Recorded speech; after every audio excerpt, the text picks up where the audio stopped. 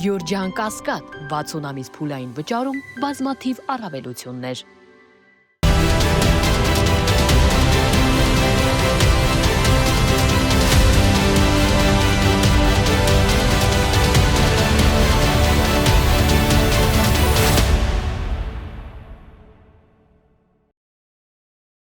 Բարև ձեզ մեդիա հաբի հարգելի հետևորդներ, այսօր մեդիակաստ հաղորդման իմ հյուրն է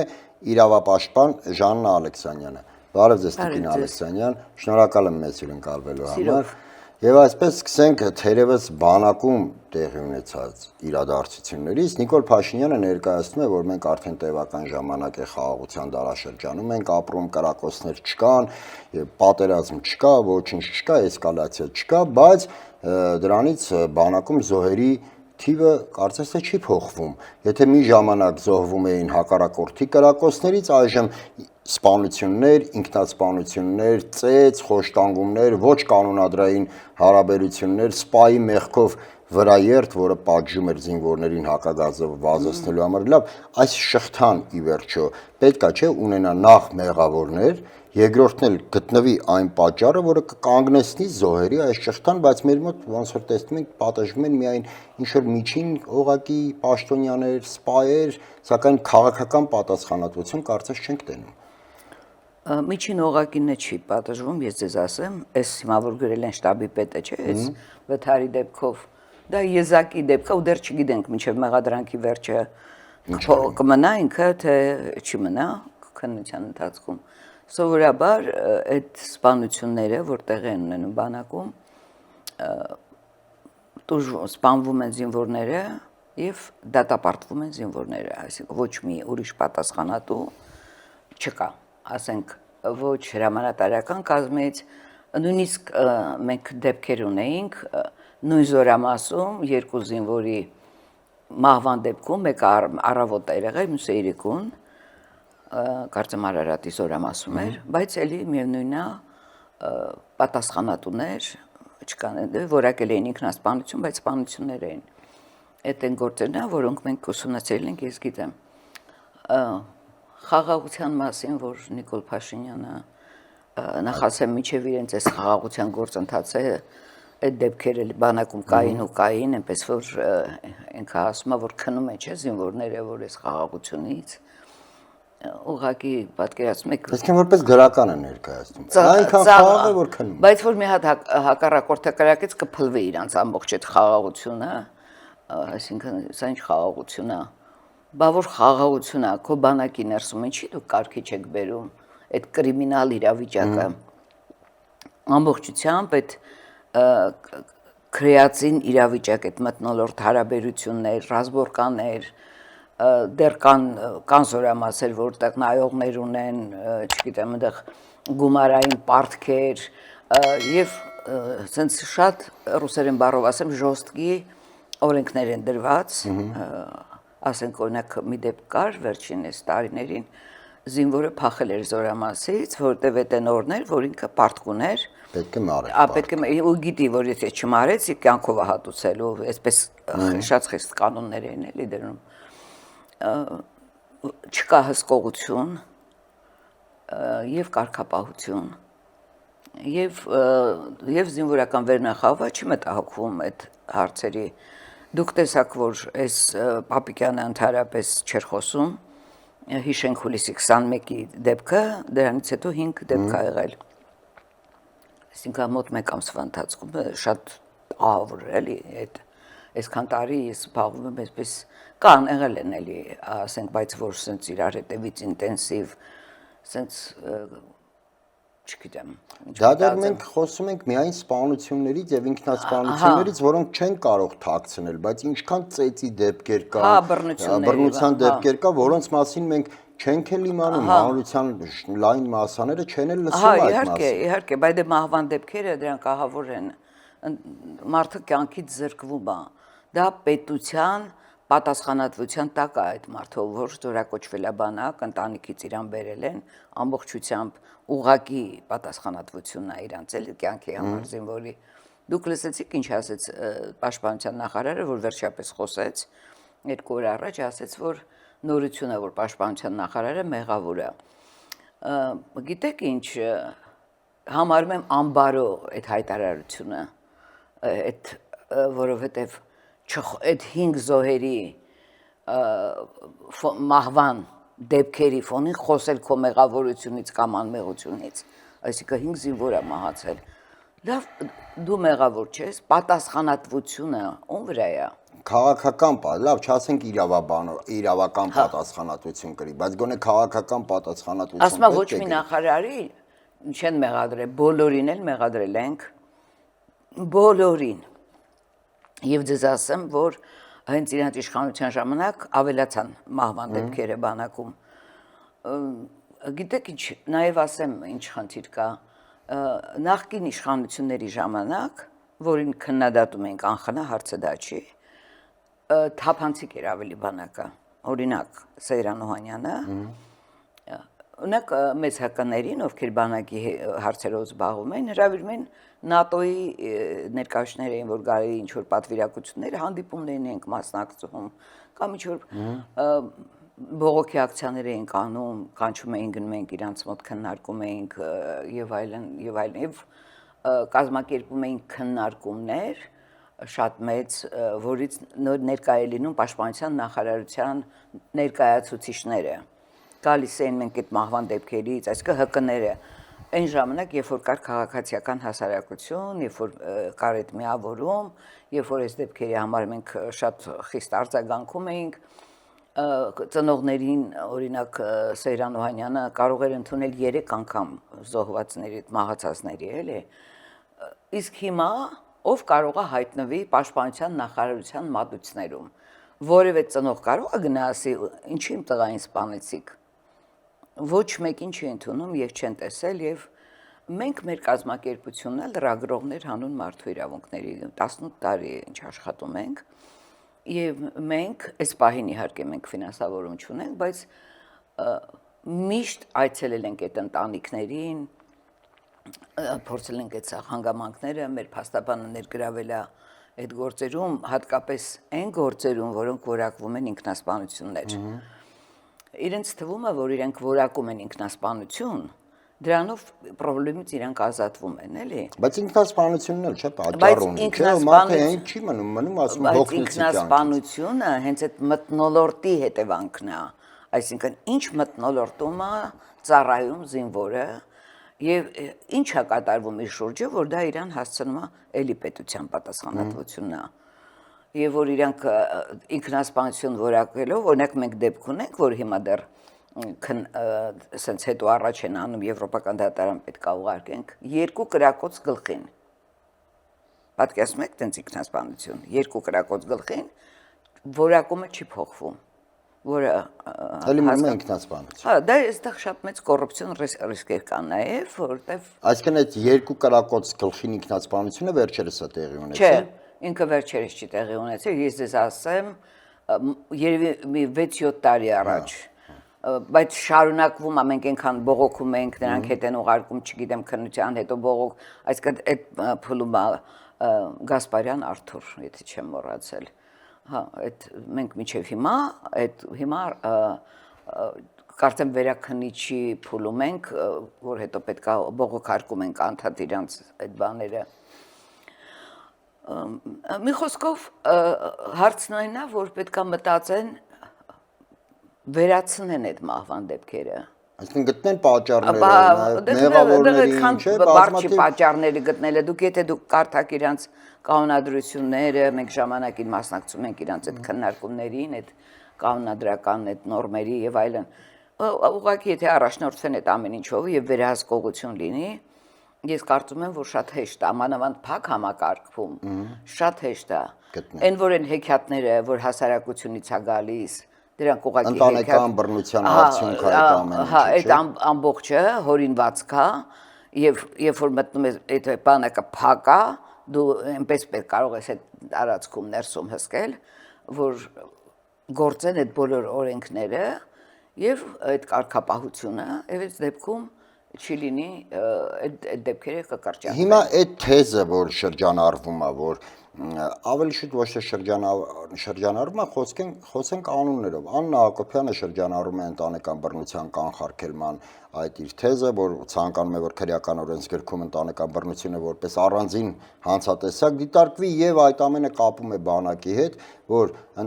ինչ այո, Աննա Հակոբյանի վերլուծությամբ պատկերը հետեւյալն է. բանակում այս բռնությունների փաստը կապված է ընտանեկան բռնությունների հետ։ Մարդը երեխան ընտանիքում ինչպիսի բռնությունների ենթարկվում է կամ ականատես է լինում, այդ նույնը նա տեղափոխում է իր կյանքի հետ, նաև բանակ եւ այլն, իմիջիայլոց նմանատիպ մոտեցումներ որդեգրել են նաև պատկան խոսքս տվյալ պահին պաշտպանության նախարարության պատասխանատու Պաշտոնյաների մասին, որ քրեացին բարքերը տեղափոխվում են բանակ, այո, հիմնական օջախը ընտանիքն է, այդ ամենը։ Բայց իրանք ինչ պետք է անեն։ Ընտանիքն է մեղավոր։ Լավ, ենթադրենք, հա իրանք այդ ինքնասպանություններն է որ դնում են, բարդում են հենց ընտանիքի վրա, էլի։ Բա դուք ինչով եք զբաղ, այսինքն դուք ինչ պետք է անեք։ Ձեր անելիքը ո՞րն է այդտեղ։ Ոնց կարող է բռնությունը տեղափոխվի բանակ ընտանիքից։ Իդեպ տիկին Ալեքսանյան կներեք, որ ընդհատեցի մի հատ Աննա Հակոբյանը նաև շատ հետաքրքիր եզրահանգման էր եկել, ես մասամբ համաձայն եմ այդ եզրահանգման հետ, հիմա բացատրեմ ինչով,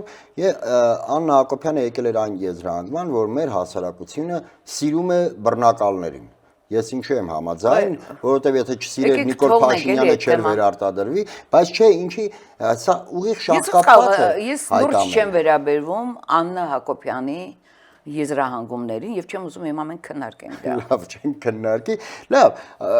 ասում եք Սուրեն Պապիկյանը հրաժարվում է ընդունել զոհվածների ծանոթներին, այն որ նա խուսափում է քաղաքական պատասխանատվություն կրել, դա փաստ է։ Տեսնում ենք բոլորս հակառակ դեպքում նա ինքնական պաշտոնից ազատման դիմում կներկայացներ, բայց ինչով է պայմանավորված այդ անջրպետը, վախ կա հասարակությունից, թե ինչ-որ պաշտոնյային հատուկ մեծամտություն է, ինչ։ Ես չեմ կարող ասել, դա իրենց քաղաքականությունն է, բանակը պետք է հաշվետվողականություն ունենա հանրության առջև, պետք է բաց եւ թափանցիկ լինի, ինչքան փակ է, այնքան այդ դեպքերը, այդ ամեն ինչը այնտեղ տեղի է ունենում։ Եվ այդ ինչքան բաց է, այնքան ավելի ազդեցությունը քաղաքացիական վերահսկողության շատ կարևոր է բանակի համար։ Մենք չունենք հիմա այդ բացարձակապես այդ քաղաքացիական վերահսկողությունը չկա, բայց ես ասում եմ, պնդում եմ, որ նախկինում կար, ես ինքս մասնակցել եմ այդ ամեն ինչին, դրա համար գիտեմ։ Կարծում եմ, որ այդ կամքը չկա, այդ փոխելու Եվ մենք տեսնում ենք այդ ազդեցությունը այդ մահերի իրանց վրա ինչպիսին է, ինչ հետք է թողնում, ինչ վիճակում են այդ ընտանիքները, մենակ լքված, ասենք այդ ընտանիքները, իրանց միակ զավակներն են, ու մենք երբեք չենք տեսնում այդ ցավակցումը, այդ ապրոմակցումը, այդ մարդկանց կամ հետո հետևողական այդ կապը իրանց ընտանիքների հետ եւ այլն։ Մենք տեսնում ենք պրոտոկոլային նախագահություն, պաշտպանության նախարարությունը կիսում է կորստի։ Գիտեք ինչ, այդ պատասխանատվության մեջ է մտնում դա։ Գիտեք ինչ, ես նայեք ինչ դեպքեր են լինում, արտառոց վեսենք Ազատի դեպքը, նայեք այդ մոտեցումը, որ դեպքի վայր ոչ ոք չգնաց, 15 զինվոր է զոհվել, մահացել, 15, հասկանում եք։ Ընդ որում կրկին պատասխանատվությունը անկավ ինչ-որ սպայական մի ինչ-որ։ Ինչ-որ մեկն է դատվում, ինչ-որ մի հոգի դատվում է, չէ՞։ Ինչ-որ հանել աշխատանքից հանելը, այսինքն չգիտեմ ինչ են արել, հանում են, հետո տանում են մի ուրիշ տեղ, դա չի փոխում իրավիճակը կամ հիմա ռազմական ոստիկանության պետին դու փոխում, ասենք ինչ պատասխանատվություն ունի ռազմական ոստիկանությունը, ինչ կոնտեքստում է ինքը նշանակում իրան, ու չեն բացատրում ինչ են ռազմական ոստիկանության պետին փոխում։ Ինչ ո՞րն է իր անելիքը այստեղ։ Դե Նիկոլ Փաշինյանը մոտավորապես իր ելույթում նշեց, որ որ այդ մահերը մտահոգիչ են, պետք է ի վերջո կանխվի այս ամենը եւ այլն եւ հենց այդ համատեքստում փոխեց ռազմական ոստիկանության պետում, ինչ որ խոսք կա, որ պետքա փոխվի, կարող է արդեն փոխվեց, չգիտեմ, ինչ բարեհոգեբանական վարչության պետը։ Ինձ թվում է պետք է փոխվի Սուրեն Պապիկյանը։ Ես Վազգեն Սարգսյանի հետ եմ շփվել ժամանակին եւ այս մահվան դեպքերով մի անգամ իր հանդիպման ժամանակ ասեց, որ առավոտը որ ինձ բերում են այդ դեպքերը, ողնաշարս ոնց որ կոտրվի, ասել եմ, որ իրիկունը բերեք, չեմ դիմանում։ Ունեն այդպիսի ցավակցում իրանց զինվորի կյանքի մասին իրանք մտածում են, ցավում են։ Գիտեք, հուլիսի 21-ին այդ Նարեկ Թորոսյանը Չարեցավան քաղաքից, որ ծեծելով ինքնասպանության էին հասցրել, հաղորդագրություն չի տարածել Պաշտպանության նախարարությունը, հաղորդագրություն չի տարածել իր մահվան մասին։ Մի օր մահվանից հաջորդ օրը քննչական կոմիտեն է մի հատ խղճուկ հայտարարություն։ Դա անարգանք եմ համարում զինվորի, նրա ընտանիքի, նրա հիշատակի, որը կրթված սովորում էր 4-րդ կուրսում, բան տղա էր։ Եվ այդ միջավայրին այդպիսի մարդիկ չեն դիմանում, հասկանում եք այդ բանակի միջավայրին։ Ես ձեզ ասեմ, որ քանի որ մենք շատ քրեական գործերով զբաղվել ենք, եթե դուք վերցնեք քրեական գործերը կարդաք, այնտեղ լրիվ արտացոլված է այդ պատկերը։ Այդ Ինչ հարաբերություններ են։ Ոչ կանոնադրային չէ, հարաբերությունները։ Դե, այսինքն այդ զինվորները իրար նկատմամբ ոնց են, սպան ոնց է վերաբերվում այդ զինվորին, սպան ոնց է հարցերը կարգավորում, ասենք թե մոտավորապես գողական բարգեր ենթադրում եմ։ Ոչ թե այն կանոնադրությամբ, որը նախատեսված է, Բանակի համար։ այլ ինքը իր օրինակ հիմա այդ վթարը, որ եղել է հակագազերը, որ հագցրել, վազացրել է, դա որտեղից իրան այդ գաղափարը։ Հո կանոնադրության մեջ գրած չի, որ դու Չէ, դա իր պատժատեսակն է եղել։ Այո, եւ այդ օրինակը, որ սպա իրանք ունեն իրենց պատժատեսակները, որոնցով իրանք առաջնորդվում են ամենատարբեր, մինչեւ մահվան հասցնելը։ Կարող են հանել դիրքեր ու զինվորը զրկվի կյանքից։ Այդ ձևի դեպքեր էլ ունենք, ասենք եթե ուզում են պատժեն, այդ ձևով էլ են պատժում։ Իսկ այդ հակագազներով դա արտառոց է, իրոք արտառոց դեպք է։ Իդեպ ասեմ, որ մենք մի ահազանգել ունեինք, մի կին էր մեզ զանգվել եւ պատմում էր, որ եղբորը հակագազ են հագցնում հրամանատարը եւ բարկացնում արևի տակ։ Մենք չենք ստուգել, չենք գնացել այդ դեպքով, բայց հետո այս դեպքը, որ ես հասկացա, որ դա կիրառվում է փաստորեն, այսինքն ես առաջ եկած ճիշտ ասած։ Չէ, բանակում երբեք չեմ լսել, ասեմ ձեզ անկեղծ։ Հակագազով։ Այո, ոստիկանությունում այո, բայց բանակում հակագազով դեպքեր ես երբեք չեմ լսել, որ լինի։ Դա նորություն է ինձ համար օրինակ։ Բայց փաստն է, որ Նիկոլ Փաշինյանը իր խոսքում հայտարարում է մոտավորապես, ասում որ այդ քնելը պոստում խնդիր է, այսինքն ստացվում է գիտեն խնդրի մասին, բայց լուծում չի տրվում այդ խնդրին։ Ոչ էլ խոսես, չէ՞ լուծման մասին։ Չէ, ոչ մի խոսք չի եղել, բայց ակնհայտ է որ խնդրի պատճառը համենայն դեպս այդ դրվագով որ տեղի էր ունեցել, ես չեմ կարծում միայն այդ պատճառով է տեղի ունենում այդ ամենը, հնարավոր չի մի պատճառով։ Ես արդեն 30 տարի այդ բանակի հարցերով ենք մենք զբաղվում եւ որպես լրագրող ես ժամանակին, որ աշխատել եմ նաեւ Նիկոլ Փաշինյանի թերթում դեղել էի լուսաբանում այդ բանակի դեպքերը եւ այլն։ Եվ հետո որպես հասարակական կազմակերպություն ենք մենք այդ ավելի շատ զբաղվել եւ շատ լավ գիտեմ այդ մոտիվները, այդ բաները, այդ մահվան դեպքերի եւ այլն։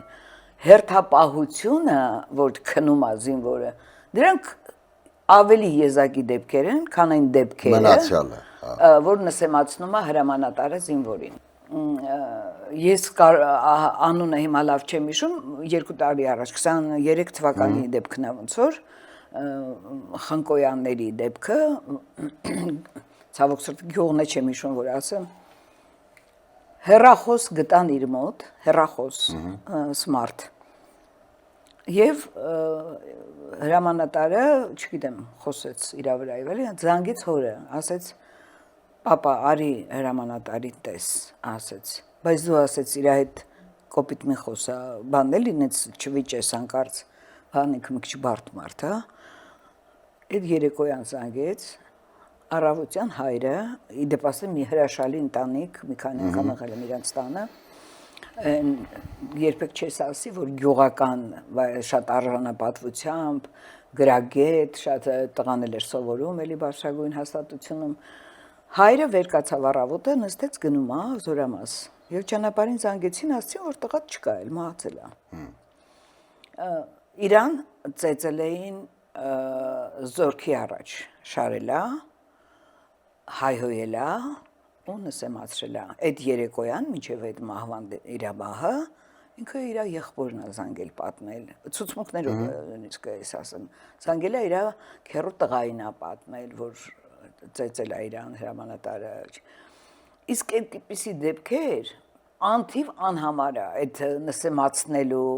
այն որ մայրեն հայհոյում, չգիտեմ, որը շատ ծանր բան է, գիտեք, բանակում այդ Ինչու մենակ բանակում, նաև քաղաքացիական կյանք։ Դե ես հիմա բանակում դա հենց շատ արժանապատվ, այսինքն մահվան է հասցնում էլի, հասկանում եք, այնտեղ որ զենք կա, երիտասարդներ են ավելի այդ նսեմացնելու այդ բանը շատ է բանակում։ Մենք տեսնում ենք, ասենք, այս իշխանությունն էլ է նսեմացնում, ասենք մեկին կալանավորում են նսեմացնելով։ Ասենք ինչ են տեսնում այդ զինվորները կամ մեր երիտասարդությունը, ինչ է տեսնում, ասենք, որ իշխանության վարքը, իշխան պետք է թելադրի, չէ, մարդկանց օրինավոր ապրելու այդ ձգտումը, այդ մթնոլորտը պետք է ինքը ստեղծի այդ բան։ Դե պատկերացրեք, փակ համակարգերում ինչ վիճակ է։ Տիկին Ալեքսանյան, Իդեպ ասեմ, քրեակատարողական հիմնարկներով էլ ենք մենք շատ զբաղվել երկար տարիներ։ Եվ ես կասեմ, որ բանակում ավելի ծանր է վիճակը, գուցե ավելի շատ են, չգիտեմ, քրեակատարողականում անգամ ես նորմալ համագործակցում ենք այնտեղ ծառայության պետի, մյուս աշխատողների հետ, ես երբ որ այդպիսի ահազանգ էր լինում, ես զանգում էի, ասում էի, մի հատ ստուգ եկել է, այս բանը սենց է էլի, Իդեպ նաև կար մահվան դեպքով, որ ամուսինը զանգել էր կնոջի, ասել էր ինքնասպանություն եմ գործելու, այդ կինը զանգել էր ու չէր հասցրել, կամ չգիտեմ, ընդեղից ասում են, որ չեն հասցրել կանխել, փակ համակարգում շատ դժվար է այդ ամեն ինչը ստուգել, ասել, հաստատել եւ պետք է ղեկավարությունը շահագրգիռ լինի, որ չունենա զոհեր, չունենա խնայի այդ ընտանիքներին, մեղք են այդ մարդիկ։ Ի վերջո եկել է հայրենիքի առաջ իր պարտքը կատարելու։ Դուք այդ ո՞նց եք, ով է այդ հրամանատարը, որ կարող է հակագազ հագցնի վազած, նա պետք է խստագույնս պատժվի։ Դե մեկ երկու խաղացան նոխաս կարող է գտնեն, բայց դա հարցի լուծում հասկանում ենք, որ իրան չեն պատժելու, իրանք հրամանատարներ չեն պատժում։ Եվ այդ ինքնասպանություններն էլ, որոնք սպանություններ են իրականում, որակվում են ինքնասպանություններ, քննությունները պետք է երբ որ կատարվեն եւ այդ արդարությունը այնտեղ հաստատվի, կկանխվեն այդ մահվան դեպքերը։ Դա եւս շատ մեծ կարևոր հանգամանք է, եթե քննությունը արդար կատարվում է եւ պատժվում են մեղավորները իրական։ Այսինքն դա կանխարգելիչ նաեւ եղանակա, որով կարող են կանխեն այդ մեր զինվորների Տիկին Ալեքսանյան, նայեք, մի հատ սենց հետաքրքիր փաստի մասին խոսենք, որի մասին այդքան չեն խոսում, բայց ես վստահ եմ, որ այդ ամենը շահկապված է միմյանց հետ։ Նայեք, դուք ձեր խոսքում լավ ասացիք, որ ժամանակին, երբ կար քաղաքացիական հասարակություն, երբ կար վերահսկողություն, ժամանակին իրոք շատ էր գրվում, շատ էր խոսվում, շատ էին իրավապաշտպանները, որոնք պայքարում էին նման դեպքերի կանխման համար, բայց հիմա ես չեմ ուզում որևէ անուն տալ, խոսում ենք ձեզնից։ Միայն ձեզնից, առանց ուրիշների անուն տալու։ Բայց հիմա այս վերջերս կարծես ինչ-որ չկա այդ քաղաքացիական հասարակությունը, չկան այլևս այն իրավապաշտպանները, որոնք ժամանակին թվացյալ օրնի բուն պայքարում էին։ Առաջնագծում մնացել եք դուք եւ կարելի ասել եւս մեկ-երկու, բայց հիմնականում մնացել եք դուք, նայեք, եւ կա մի այլ երևույթ նույնպես։ Հիմա դուք դարձել եք նաեւ թիրախ, հարձակման թիրախ։ Դուք թիրախավորվում եք ոչ, եթե ոչ նույնիսկ ուղղակիորեն իշխանության կողմից, այլ իշխանության ֆեյքերի եւ այլն այդ բոլորի կողմից ենթարկվում եք հարձակումների, իսկ մնացյալը լուռ են, մնացյալը չկան այլևս։ Տպավորություն է, որ շատերը ոչ թե իրավապաշտպան էին կոչումով, այլ ասենք պաշտոնել, ասենց ասած, որպես նախկինների դեմ գործելու համար։ Հիմա այս երևույթները իրականում շահկապված են միմյանց հետ։ այդ հարձակումները, իրավապաշտպանների այդ մի կողմ քաշվելը, լռությունը, մատների արանքով նայելը, չտեսնելու տալը։ Դե այդ դիրքորոշման հարց է երևի, մի մասը այսպես պալատական եմ ես ասում, պալատական իրավապաշտպաններ են, համախմբվել են Նիկոլ Փաշինյանի շուրջ։ Հա, իր մատույցներում են իրենց այդ վարչապետիզմի, չգիտեմ, իրանց ընտրությունական, որոնք էլի զբաղվում են, աշխատում են, ճիշտ է, այն չեն կարող համեմատել նախկին վիճակի հետ։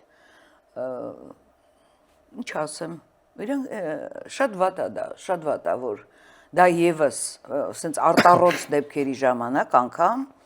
օրինակ այդ ինչ ասեմ, այն 10-րդ դասարանի տղային, որ եկեղեցում այդ հիշում եք Նիկոլ Փաշինյանը, որ Տիկնապայի կողմից էլ հարվածի ենթարկվեց։ Ու այդ դրանք արտառոց դեպքեր են, կամ ասենք այս Արեգ Նազմանուկյանի երեխային թույլ չեն տալի մոր հետ խոսահեռախոսով, արտառոց, ասենք, ու որևէ մեկը չի խոսում, ես շատ եմ զարմանում։ Եվ գիտեք, իրանք են հենց իրանց իրավապաշտպան համարում, ես չգիտեմ իրանք, ասենք, ես համարվում եմ իրավապաշտպան, թե չէ, ինձ չի հետաքրքրում, իհարկե, այդ կարծիքի մեջ եմ, բայց ես տեսնում եմ գրառումներ, որտեղ ընդգծվում են իրենց իրավապաշտպան լինելը։ Մարդը միշտ պետք է լինի իր կոչմանը հավատալ։ Եվ տուժվածի կողքին, իրավապաշտպանը հատկապես։ Գիտեք, Դաստոևսկին հրաշալի խոսքեր ունի. եղիր մարդ մարդկանց մեջ, մնա մարդ տառապանքի մեջ։ Դաստոևսկի մի հատ փայլուն մեջբերում ես էլ իմ կողմից անեմ, որ ինձ շատ է ցնցել, օրինակ երբ որ Ռասկոլնիկովը խոնարհվում է Սոնյայի առաջ, մարմնավաճառ, չէ, Սոնյան ասում է, բայց ինչի՞ ես իմ առաջ խոնարհվում, դեռևս ոչ ոք իմ առաջ չի խոնարհվել։ Ռասկոլնիկովը ասում է, ես ձեր առաջ չեմ խոնարհվում, ես խոնարհվում եմ համամարտկային ողջ ողբերգության առաջ։ Հիմա շատերը ճանապարհ են ընտրել խոնարհվելու Նիկոլ Փաշինյանի առաջ, իսկ մնացյալը հավատարիմ իրենց կոչման խոնարհվում են համամարտկային ողբերգությունների առաջ, չէ՞, եթե ցենց համեմատություն անենք։ Նայեք, ես օրինակ երբ որ մարտի 1-ի դեպքերը տեղի ունեցան, ես միջազգային կազմակերպության հետ մասնակցել եմ այստեղ այդ հետաքննությանը եւ այլն, շատ լավ զեկույցա պատրաստվել, շատ հանգամանալից, եւ ես ուղղակի ես երբ որ առավոտ շուտ գնացի, երբ որ հրապարակը ցրել էին ազատության, այդ բռնությունը դեռ շարունակվում էր փողոցներում, ես ինքս ականատես եմ եղել, եւ ես երկար ժամանակ չի կարողանում ազատվեի այդ զգացողություններից, այդ իմ չգիտեմ ատելություն ասեմ, թե այդ վերաբերմունքը նեգատիվ Քոչարյանի նկատմամբ, այդ ֆաշիզմը այդ փողոցներում, չեք պատկերացնի, իրոք ֆաշիզմ էր, ոնց էին ոստիկանները դուբինկաներով կնոջ հարվա, ես ինքս եմ տեսել, ականատես եղել։ Էլ չեմ ասում, երբ որ այդ հետաքննությունը անում ենք, արտառոց դեպքեր, ես շատ ծանր եմ, այսինքն երկար տարիներ դա մնացել է ինձ հետ։ Բայց այսօր, օրինակ, որ ես լսեցի, որ Քոչարյանը հիվանդանոցում ու իրան կալանավորել են, նորից իմ մոտ մերժում է առաջանում, ինչի համար է կալանավորում այդ մարդուն։ Գիտեք, ուզում եմ ասեմ, հանրությունը, այն որ սրանք հաշահարկում են այդ Քոչարյանը, լսի առաջնորդվեք օրենքով եւ ընդ որում մարդկային օրենքներով առաջնորդվեք։ Ես այդ օրինակը բերեցի Քոչարյանի, որ ասեմ, տեսեք, ես շատ վատ զգացի այսօր, որ տեսա կալանավորվել է, որ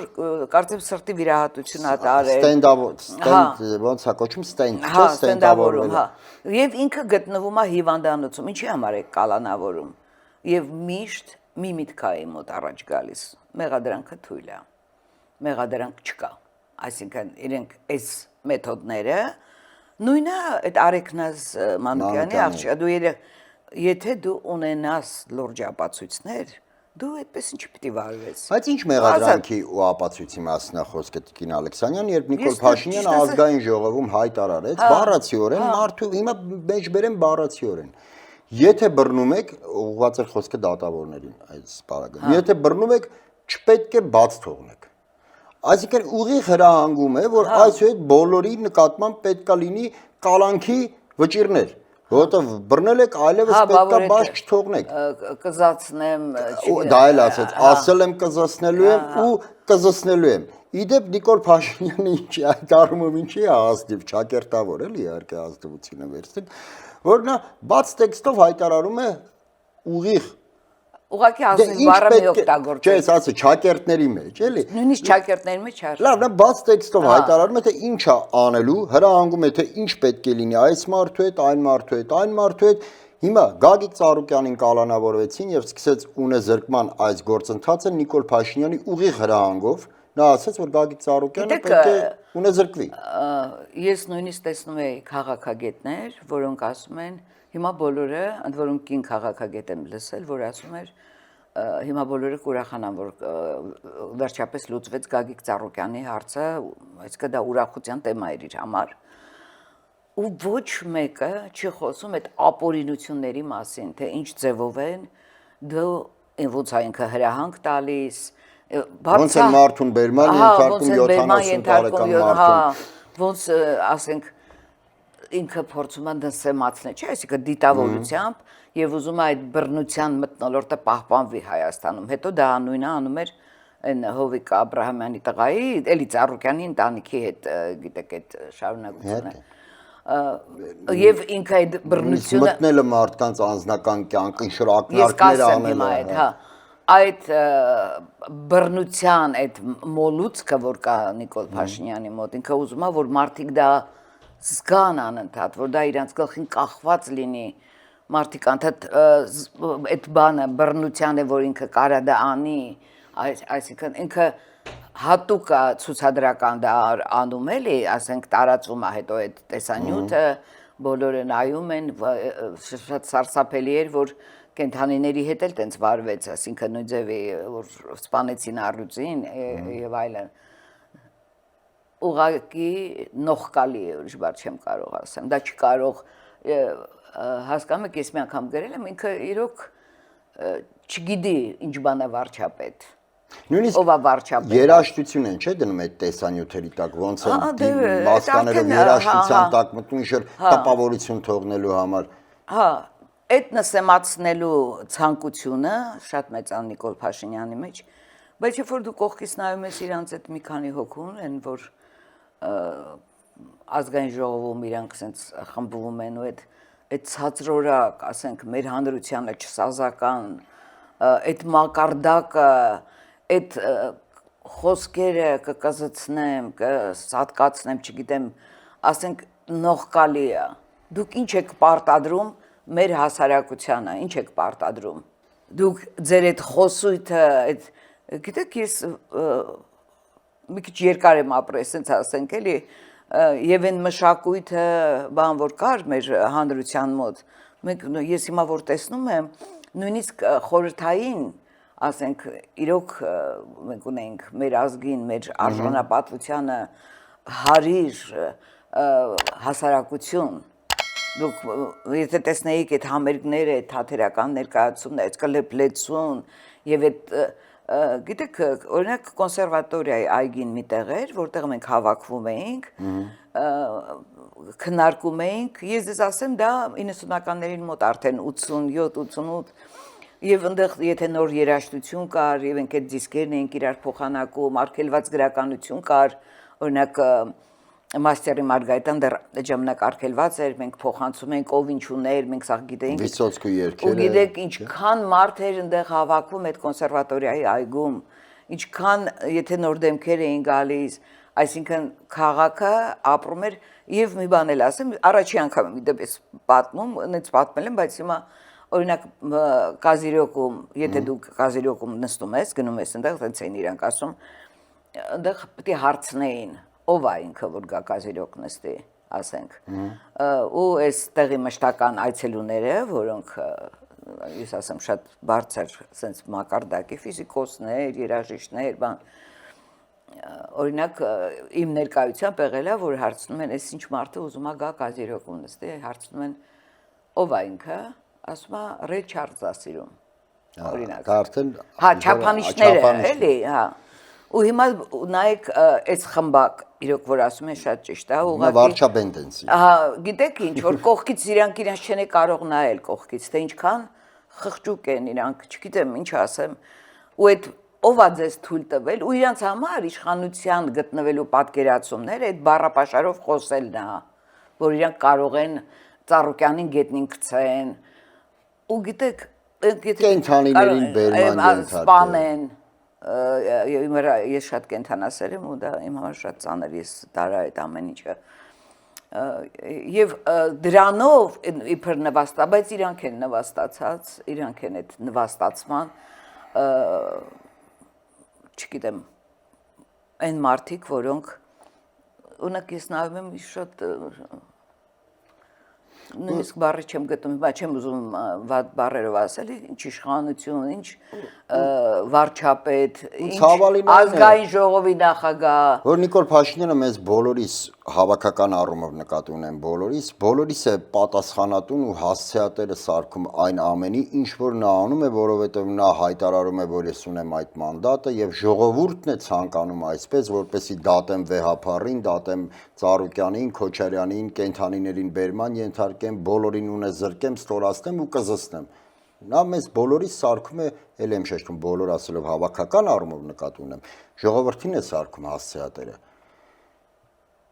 Ցավալի է, բայց դա փաստ է։ Դե հիմա ինչ կարող ենք մենք անել։ Ասենք այդ մարդկանց, որոնք շատ հեռու են, այն որ առաջի օրերը չէ, ասացին, որ բարեկրթություն, եթե մարդը բարեկիրթ չի, ինքը ոնց կարող է կամ եթե բարեկիրթ է, ոնց կարող է խոսի բարեկրթության մասին։ Դու կամ պիտի լինես բարեկիրթ կամ չպիտի լինես, համաձայն եմ։ Այսինքն քո իրենք այդ տեսակով, իրանք այդ պաշտոններից Եթե Նիկոլ Փաշինյանին 1 սանտիմետր հեռացնեն իր աթոռից, ինքը կմոռանա ընդմիշտ կզացնել, չգիտեմ, սատկացնել։ Ես գիտեմ, ես շատ լավ ծանոթ եմ Նիկոլ Փաշինյանի հետ, բայց իդեպ դուք լավ հիշեցրեցիք այդ բարեկրթության մասին, այն դերևս մի շաբաթ առաջ, շատ հետ չգնանք, դերևս մի շաբաթ առաջ խոսվում էր, որ այսուհետ վերջ բարեկրթորեն ենք աշխատելու, այս ենք անելու, այն ենք անելու, եւ Նիկոլ Փաշինյանը մտավ ազգային ժողով, թե չէ, այդ ամենը ջուրեր լցրեց, հայտարարելով, որ ասել եմ կզսնելու եմ ու կզսնելու եմ։ Շնորհակալ եմ Տիկին Ալեքսանյան նման հետաքրքիր զրույցի համար։ Մեդիահաբի հարգելի հետևորդներ, հիշեցնեմ, որ զրուցում էի իրավապաշտպան Ժաննա Ալեքսանյանի հետ։ Այսօր այսքանը, շնորհակալ եմ, կհանդիպենք։